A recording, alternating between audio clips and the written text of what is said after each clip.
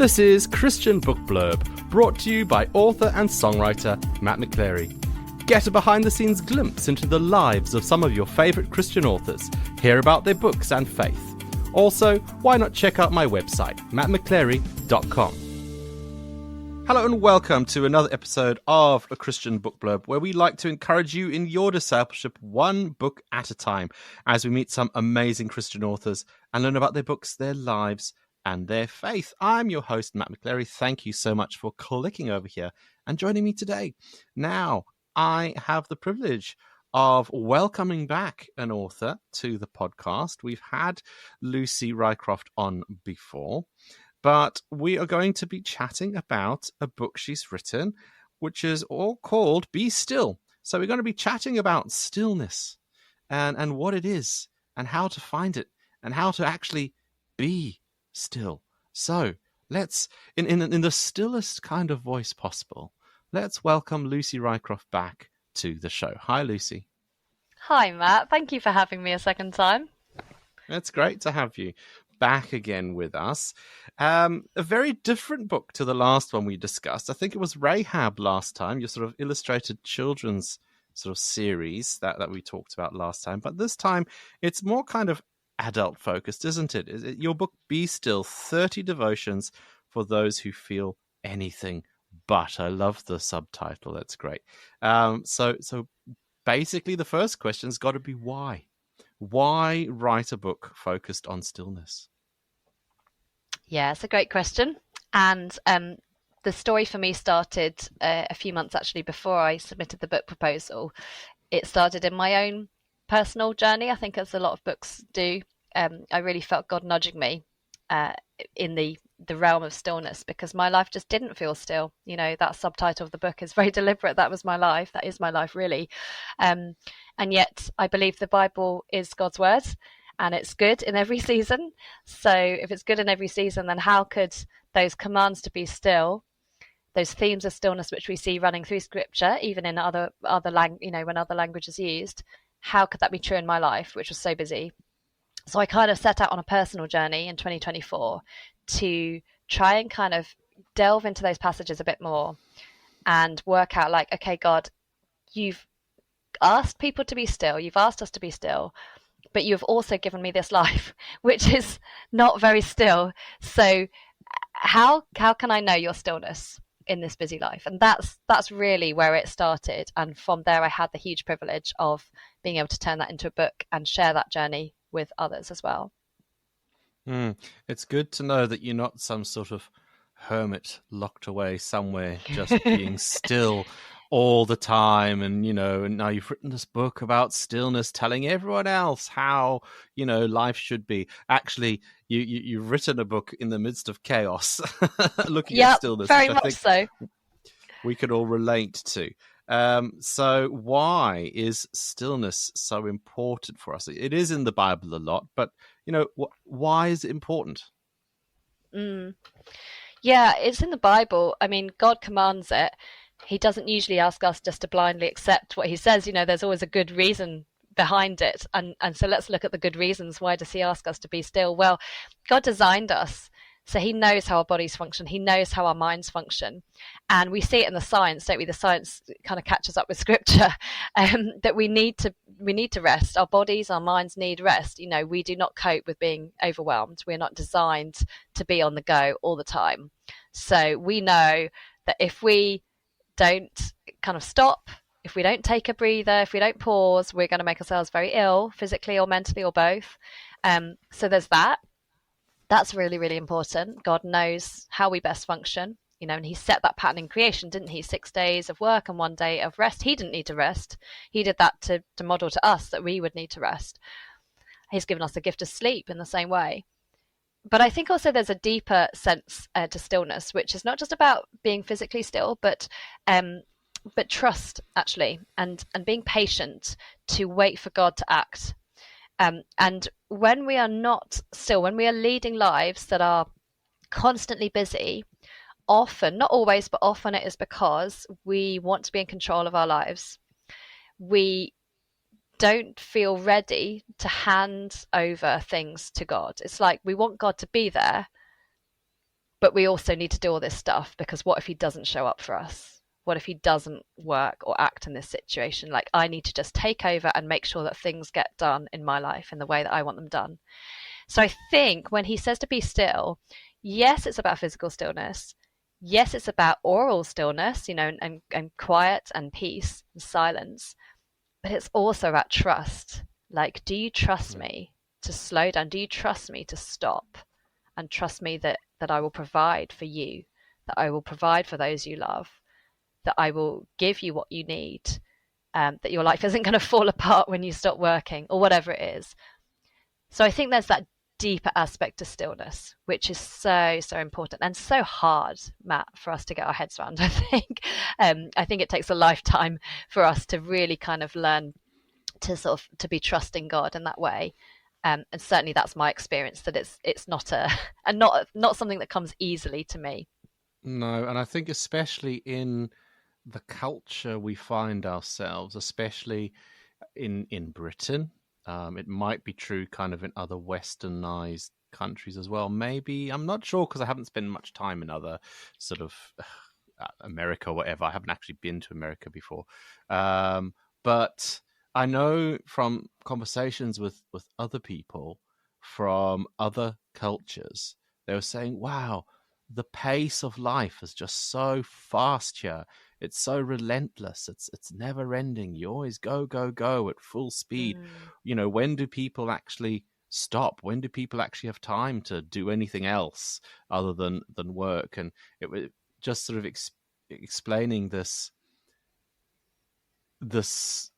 aspect of our culture that they've noticed coming from a different culture where obviously the pace of life isn't so hectic. Which it's interesting. So yeah, this idea of stillness kind of, as they say these days, hits different when definitely. when you think about it in our context.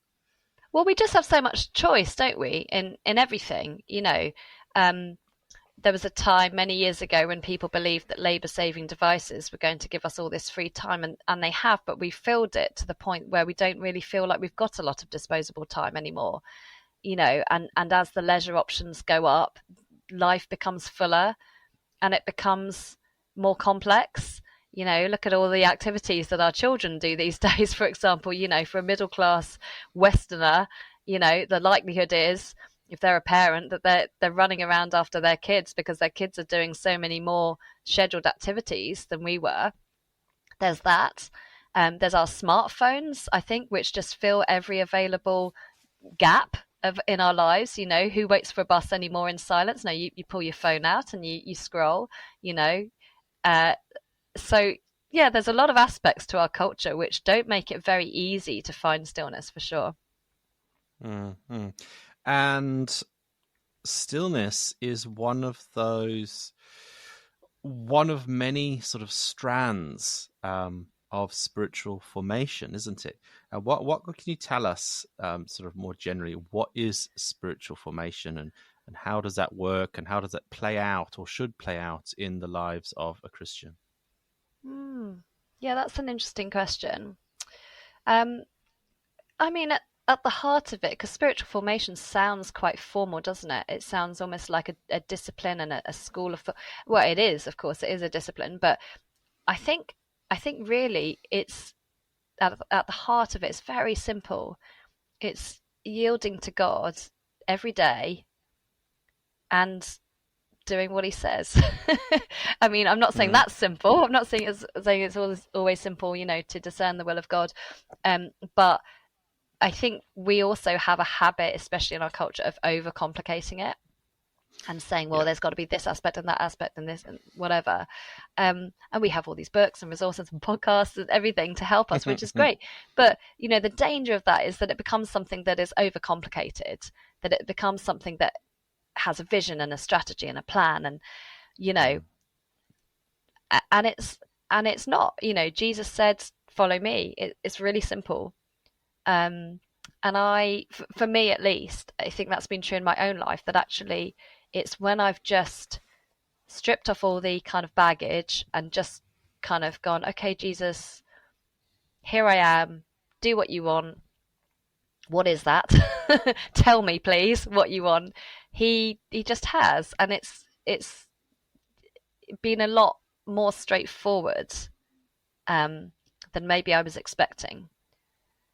And it's hard to give any other answer, really, because spiritual formation will look different for each one of us, because we're all individuals, we're all at different stages of our journey. Spiritual formation for me today looks different to what it did to me 5 years ago, 10 years ago, whatever. But we can't go far wrong if we have an attitude of submission before God, and just literally just saying, right, God, what do you want me to do in this moment today? And I think that's why it's so powerful to hear the testimonies of other people in our church congregations and anywhere, really. But I'm just thinking particularly of testimonies I've heard at our church recently of God working in people's lives in very different ways to how he's working in my life, and maybe in very different ways to how I think he should be working in their lives. But he's working in these wonderful ways. That's not for me to say, and I love seeing the spiritual journey of others. I love seeing how God is working, what God is doing in the lives of other people. So yield yourself to God, because you can totally trust him, and just say, right, what is it you want me to do next? And I think he gently leads us in that way when we do. I like what you said earlier about it's simple, really, because we do tend to overcomplicate. And something that I've learned, again, I read so many books, especially for this podcast, but some of the stuff I've come through in my reading and also my own kind of spiritual life is the whole idea of when you trying to do spiritual disciplines or spiritual formation or whatever, that actually less is more. And in the terms of subtraction, think subtraction rather than addition. So, yes, okay, right, we got this busy life and now we're listening to this podcast and now I have to be still. Oh no, that's something I have to add to my already busy schedule. I have to add a moment where I have to be still. Well, no, actually think more about, okay, well, what can I subtract? What can I take away?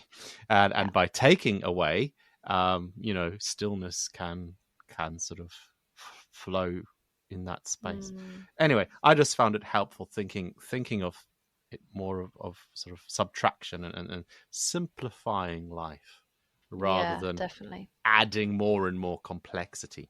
Anyway, let's get down to your book, Be Still, 30 Devotions for Those Who Feel Anything But. So, of course, you got 30 chapters in there, all following, obviously, a theme, and they're all very well structured. And we'll talk about the extra little bits within the structure a bit later on. But let's have a look at day 4, because you quote a passage from Exodus that says, the Lord will fight for you. You need only to be still. Can you talk us through this verse and indeed the passage that contextualizes it? Yeah, so it's a really wonderful passage where, very well-known passage in many ways, where the Israelites have left Egypt, they've left slavery, Moses has led them out, Pharaoh has released them, but then he changes his mind and he comes after them with his army. And the Israelites see it. In fact, at the start of the passage I quote in the book, so this is sort of verse 10, 11, it says, they were terrified and cried out to the Lord. They said to Moses, was it because there were no graves in Egypt that you brought us to the desert to die? They've got this sarcastic, who doesn't resort to sarcasm when they're angry? They're really they're terrified, and they're like, hang on, you were meant to be leading us out of slavery. Now we're all going to die. It would have been better just to die in Egypt. Why have we gone on this journey? What's the point of it all? And Moses answers with these confident words, which must have come straight from the Lord. He says, do not be afraid, stand firm, and you will see the deliverance the Lord will bring you today. The Egyptians you see today, you'll never see again. The Lord will fight for you. You need only to be still. And of course, we know the rest of the story. We know that they continue to head towards the water because they've got the Egyptian army on one side, right? And they've got the Red Sea on the other. So they're totally trapped. You're totally trapped. There's no physical way out, and their instinct is to fight, because if they don't fight, they're going to die, right? But they know they're going to die because they can't possibly fight the Egyptian armies, or they're going to drown. They just march on towards the sea. And they're told, okay, just trust God. God's going to make it all right. And we know what happens. God separates the sea. They go through, and the sea gets closed up before the Egyptians can get through, and they all drown, and the Israelites are safe. It's a wonderful and horrific story all in one. What is really interesting, I think, about this is that when, this is one of the first passages I looked at in my Be Still year. And because I'm married to a church leader, I get to do cool things like use his Hebrew dictionary. So I looked up the word for still because it's different, throughout the Bible, and that's fascinating. And it's I'm going to show my ignorance of the Hebrew language here. Hadash, I'm going to call it. A Hebrew speaker who's listening can correct me on that pronunciation. But it is a word actually that doesn't mean physical stillness. It means oral stillness. So it's about being silent, and it's about holding your peace. So actually what God is not saying is, you don't need to do a thing, I'll do it all. Just trust me, I'll do it. You're rubbish. You're so weak and pathetic, you humans. I'll just do it. I'll just take over here. He's not saying that. He's saying, you do what you can do. And what they can do in that moment is walk forward. That's something they can physically do. So he's not saying literally stop and do nothing. He's saying, you do what you can do. But what I don't want you to do is declare war on these Egyptians. I don't want you to call out. I don't want you to, shout insults at them. I don't want you to make a song and dance of this. I just want you to walk forward in the path I have for you. And I will do the rest. And he does. And I just think that is a wonderful reminder for us when we're facing things that seem impossible, when we're facing busyness, overwhelm, chaos. Excuse me. God's not saying to us, you've made this mess for yourself. You've overbusied yourself. You're on your own. Sorry, mate, I'm out of here until you can sort your life out. He doesn't say that, but neither does he say, okay, it's fine. Just sit back. I'll do it all. He doesn't say that either. It's this wonderful partnership, very, very gracious partnership that God comes alongside us, and he says, you do what you can do in this situation, and I'll do the rest. I'll do what you can't do in this situation. And so I love that passage, and I love that reminder to us that God can do the impossible and often does in many ways in our lives. It might not be as dramatic as parting the Red Sea, but it feels as important to us in that moment where we need him to do the miraculous, and he does. That's wonderful. Now, in day 9, you've called this entry even in the midst of chaos, and it kind of circles back to what we were saying earlier on, where you're not a monk tucked away somewhere being all nice and still and peaceful. That you know what it is to live a life of chaos, where you need to find some stillness from God in it. And you tell a lovely story in that chapter, all about what life was like when you came to submit this very book that we're talking about, Be Still. Can you tell us the story? Yes. So I think 2024 was probably the busiest year in my life to date. And I think March was probably the busiest month of that year. And March was the month that I submitted this book proposal. Just personally and professionally, it was crazy. So we have 4 kids, and we stood on the kind of precipice of March going into the month thinking this is going to be crazy. We had one going in for an operation. We had one going abroad on a school trip. We had the other 2 in gym competitions on the same day in different places, on a weekend when I was not around as well. You're a church leader as well, Matt, so weekends away are not really a thing, are they? We never go away for weekends because my husband leads a church, we have kids to look after, so we never go away for weekends. And yet I had 2 weekends in March where I had to be away for different things, once with the kids and once without. Sort of, larger non-negotiable things, which was lovely, but also adding kind of stress to that season. What else do we have going on? My professional life was crazy. I was in a maternity cover over at BRF, heading up the Parenting for Faith team. I was having to make my first presentation to the trustees. I hadn't done this before. Being a maternity cover is really interesting because you're trying to do the job to the best of your ability whilst also knowing that you're not going to be doing it forever and that the person who's going to come back and do it is far better at the job than you are. So I was trying to do my best for her while she was off, but also feeling really out of my depth. I actually had 2 book proposals to submit because I had this one and I had one for work. I had an 8-hour round trip to lead a freelancer speaking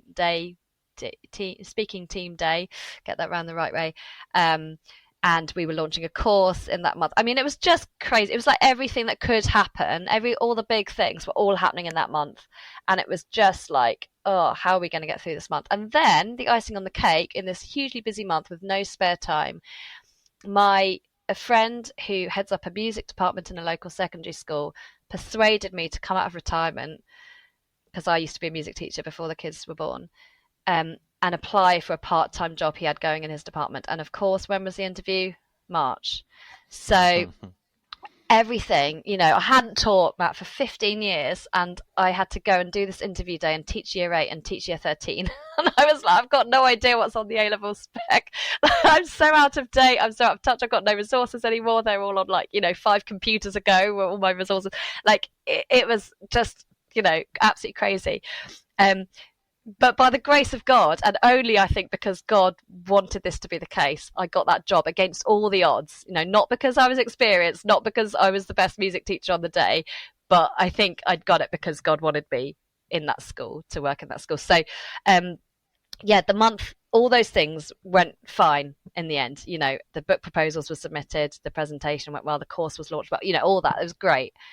But it was busy and it was so intense, and I just felt the hand of God kind of gently pushing me through that month and helping me get through, because it was crazy. Mm-hmm. And you also point out the important fact that God isn't only with us in the chaos, but he's also within us. And yes. Why does this make a difference? Yeah, that's really interesting, because the people reading this psalm, so it's Psalm 46. It's the one that people think of when they think of the phrase "be still." God is our refuge and strength, that ever-present help in trouble. We will not fear though the earth give way and the mountains fall into the heart of the sea. So it's all about, even though the earth is chaotic, we don't have to fear because God is with us. It goes on to say, there is a river whose streams make glad the city of God, the holy place where the Most High dwells. Now, that holy place, for those reading that psalm initially, would have been Jerusalem, right? You don't need to fear because God is in Jerusalem, and God is with you. That's great. When Jesus came and when he tore that temple curtain in two through his death, and then his subsequent resurrection, through his death and now through the Holy Spirit, we have God living in us. So God is not just in a place. God is now in us, like our bodies are a temple for God. So we have this incredible internal structure to our souls that the temple would have been for God originally. Okay, he would have been in this incredible structure of the temple, but now he's inside our lives, giving us that stability, giving us that foundational core, giving us that supernatural power that we would not have on our own, that power that gets us through these days of busyness in a way that is like eyes up to God, like trusting God with open hands, saying, God, just do with me what you want to do today in the busyness. Would things get done in the way that you want them to get done? So, yeah, I find that very encouraging. God is not just with us, but he is within us. His power is right in us in those moments that seem impossible. Really good. In day 27 of the book, Be Still, you talk about the importance of taking small steps. And I guess when reading a book like this, so full of advice and wisdom, you can get overwhelmed, can't you? That we've got to do it all at once. We're trying to apply all of these things now, and we do that in life as well, don't we? We feel we have to do it all now. Can you just talk us through this idea of taking a small step? Yeah, so I don't know who it was who said that it's better to be taking small steps in the right direction than big steps in the wrong direction. I feel like I've heard that somewhere at some point. But that's right, isn't it? And I think there's a lot, actually. Jesus spoke a lot in terms of direction and paths. He talks about the narrow gate and the narrow path. And this idea that following Jesus is like a journey, and Paul talks about it as a race. You're on a track, you're in a lane. So there were a lot of metaphors, I think, throughout the Bible about life and faith being this journey. And we want to be journeying towards Jesus at every step, and sometimes that will be a small step, but that's the path we want to be on. Not kind of taking massive leaps in the wrong direction or on the wrong path. We've kind of veered off. We don't want that. We want to be journeying towards Jesus. And the world is full of voices and influences who give us timelines that are not from God. So people will tell us certain things are urgent, certain things are important in life. Voices will tell us, you've got to do this in this amount of time, or this is super important to achieve by this age or that age. Yeah, those voices come at us from social media, from our friends and family, maybe from school if we're younger, from college, university. We get these influences, and at every stage we need to be taking that back to God and going, God, what do you want me to do? And when by, like, what's your time frame for this project or this kind of stage in my life? And I honestly just think that as we keep going to God with these questions and keep going to God with the things in our lives, he makes it clear. He gives us a timeline. Are there things in my life that I'm frustrated by? Yeah, absolutely. Like, I'm the world's most impatient person, and I have a business, the Hope-Filled Family, and there are so many things that I want to do with that. It's a ministry business. There's so many things that I want to do with that business, with that ministry. I don't have time to do them all as quickly as I want them done. I want it done now. I want the website, the ministry to look like what I have in my head, and it won't look like that for some time. And that's frustrating, really frustrating. And I can take that frustration and I can be overwhelmed by it, or I can take it to God and say, well, look, actually, God, I'm grateful that you've given me the time that you have given me to do what I can do, because it may not look like what I want it to look like yet, but it's getting there. Every day it's looking a little bit more like that.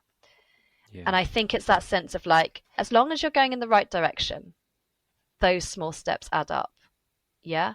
And I tell this to people I coach. I'm coaching a Christian writer at the moment, and she was getting overwhelmed by this book she's trying to write, and I was like, look, put a 25-minute timer on, and that'll be 25 minutes closer to your goal, having done that 25-minute block of writing, than you were anyway. Rather than thinking I've got to write a whole book, just write the next little bit.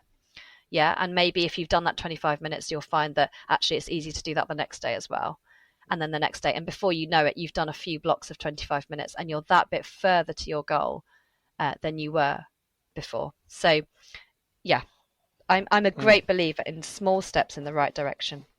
That's good. And continuing this idea of small steps, that brings us nicely to the structure of your chapters in the book, because at the end of the sort of the devotional reflection and the Bible verse, you've got a prayer, a stillness idea, and a reflection.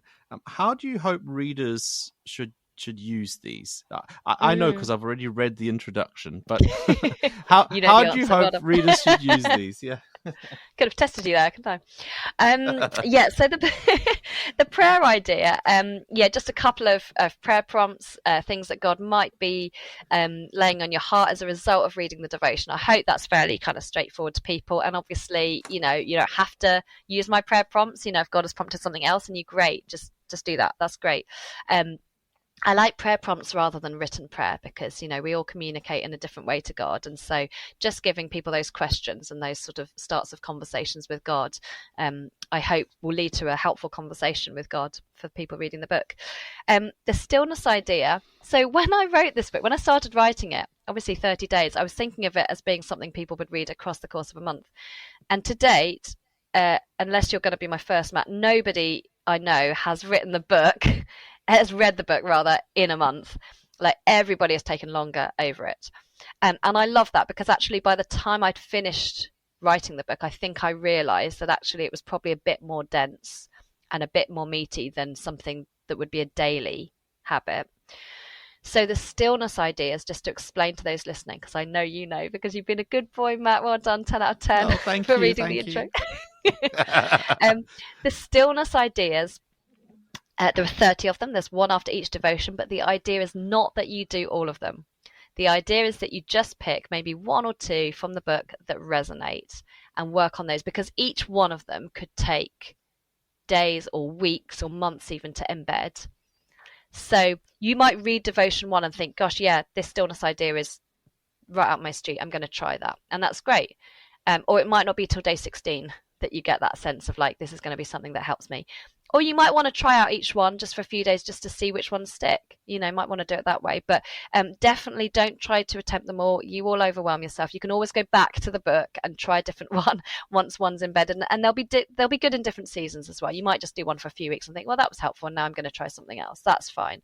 So the stillness ideas are very much, I'll say optional, not as in I don't think you should do them at all, but just pick. Yeah, it's a pick and mix. Yeah, just pick the ones that are going to be helpful for you and try those. And then the reflect really is just an opportunity to go back and process how that stillness idea has worked in your life and whether it's been something that's been helpful. Is it going to be a habit that you continue, or has it just been for the last few days or weeks and now you're going to try something else? So that, there's no legalism to them. They're just practical ways that maybe we can embed some of this teaching about stillness. I really like that there's a practical element. There's something you can do, not necessarily doing all of it, as you say, but because the Bible should spur us to action. It shouldn't just be, oh well, that's a nice idea, and then you just stick it on a shelf. It's this is what God is saying. This is what God is encouraging us to do. Okay, well, how do I do this? Let's actually do it. So yeah, that's really useful. Thank you. We'll be back just after these, chatting a little bit more with the author Lucy Rycroft, all about her life and her faith. So stay tuned. We'll be back after these. If you enjoy listening to this podcast, you can help keep it on the web. All you've got to do is buy me a coffee. Head over to buymeacoffee.com/Matt McChlery to make a donation. There is a link in this episode's show notes. So go on, buy me a coffee today and help this podcast to keep supporting Christian books and authors. Hello, welcome back to the Christian Book Blurb. I'm joined today by the author Lucy Rycroft. Now, before the break, we were chatting all about her book called Be Still, 30 Devotions for Those Who Feel Anything But. And we've dug into the book quite a bit, into the whole idea of stillness. But at this half of the interview, this side of the interval, Lucy, we like to get to know the author a little bit better. But because you've been on the show before, I kind of already have a bit of an insight. Last time you were on, you mentioned that laundry was your number one hobby. Is that still the case? Well, if a hobby is something that you spend a lot of time doing, yep, that hasn't decreased. Gets more as your kids get older because they get bigger, their clothes are bigger. Can't get as many of them in the wash at one time, so you end up washing more.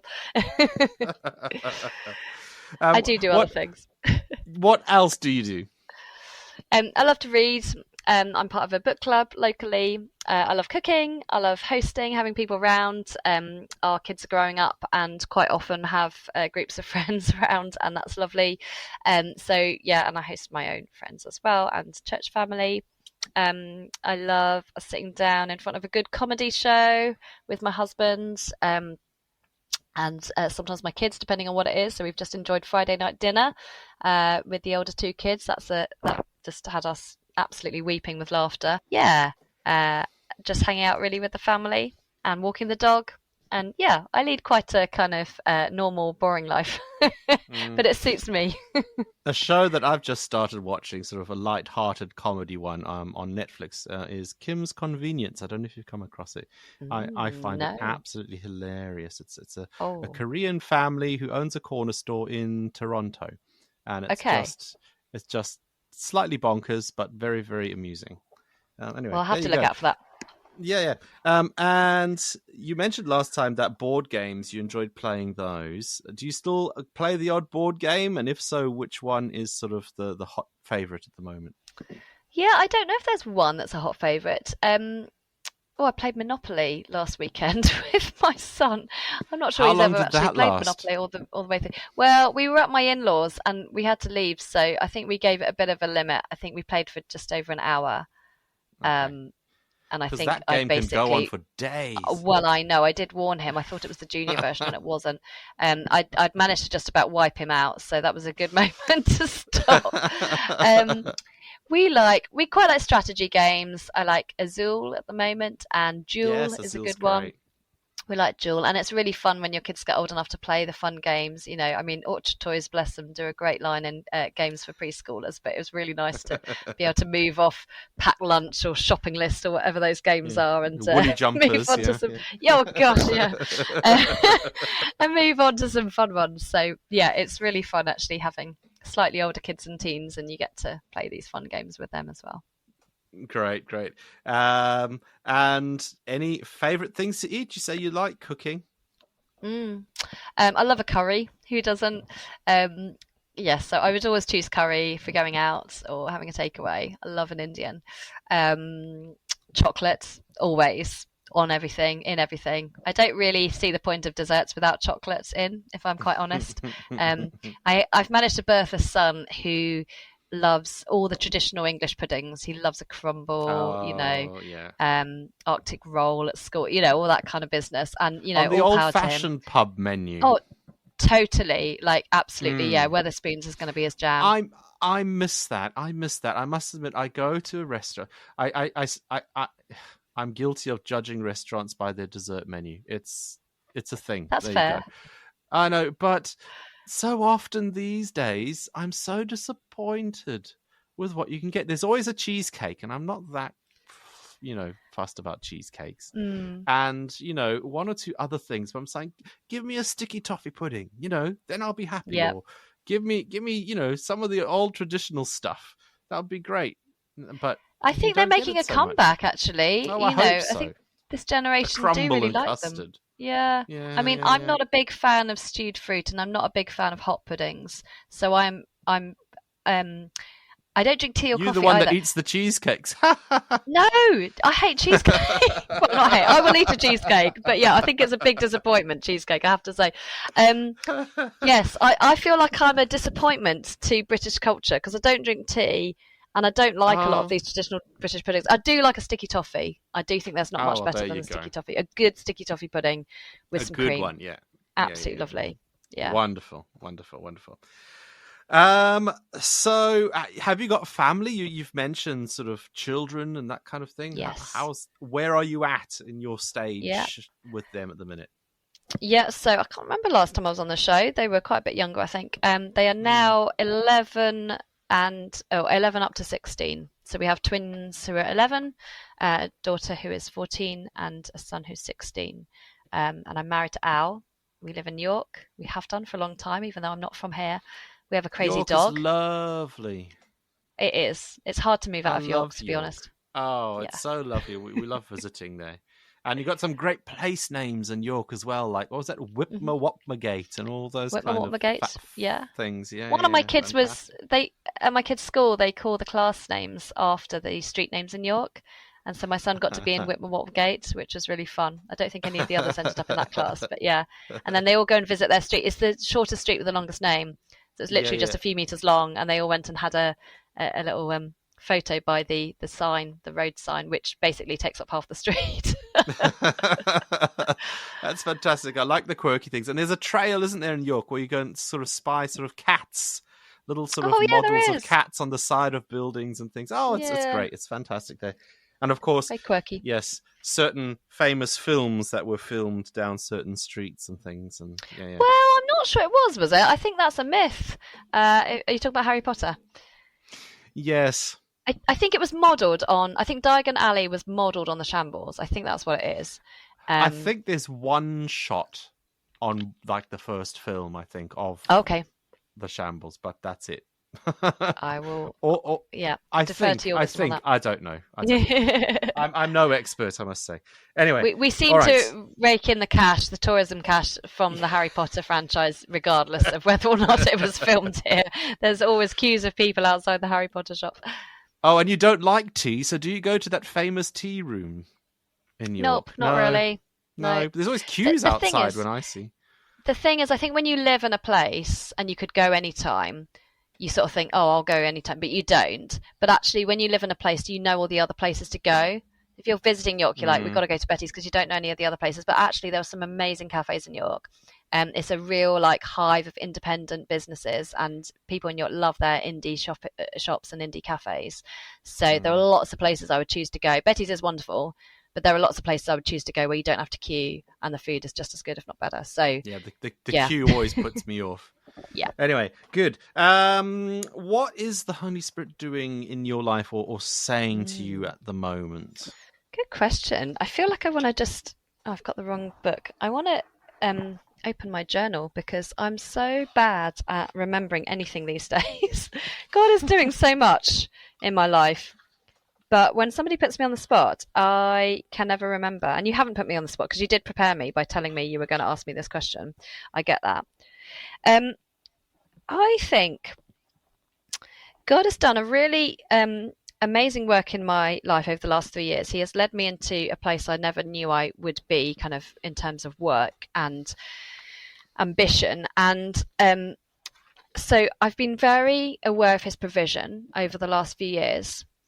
But I have also kind of been aware of his leading, and I'm still aware of his leading. And I think all the things we've been talking about, small steps and trusting, that has been very much on the forefront of what God's kind of doing in me again this year. And it feels like a really simple, straightforward thing, like, didn't I learn this years ago? But for me, and maybe many of us, it's an ongoing thing of like, can I trust God in this season?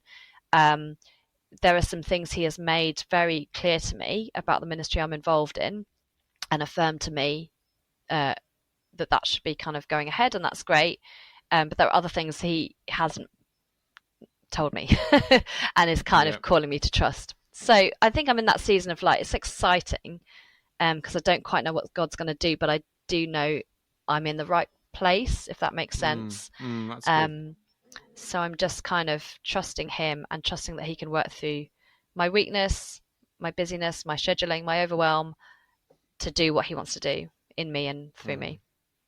That's great. Thank you for sharing that, Lucy.